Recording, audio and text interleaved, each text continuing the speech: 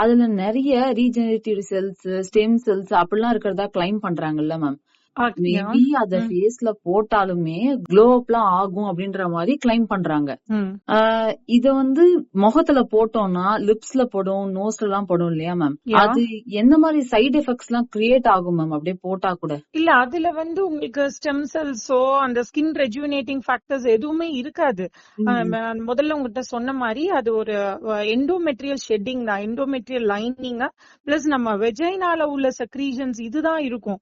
So நீங்க அத நீங்க ஃபேஸ்ல போட போது உங்களுக்கு வந்து இன்ஃபெக்ஷன்ஸ் தான் வரும். சம்டைம்ஸ் சில பேருக்கு ஸ்கின் இரிட்டேஷன் ஆகி, இப்ப ஆக்னி இருக்க ஸ்கின்னு பாத்தீங்கன்னா உங்களுக்கு அது ஸ்கின் இரிட்டேட் பண்ணி இன்னும் ஆக்னிஸ் எல்லாம் நிறைய வர்றதுக்காக சான்சஸ் தான் இருக்கு. சோ அது ஸ்கின் ரெஜுவினேட்டிங் ப்ராசஸே கிடையாது. அவங்க பீப்புள் வந்து அந்த PRP GFCன்னு ஒரு ப்ரொசீஜர் இருக்கு.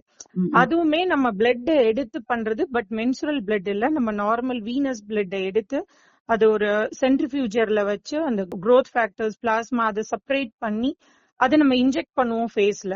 இல்ல ஜஸ்ட் அதை போட்டு அந்த இது மாதிரி லேசர்ஸ் மாதிரி வச்சு யூஸ் பண்ணுவோம். அதெல்லாம் வந்து ரியலி எஃபெக்டிவா இருக்கும்.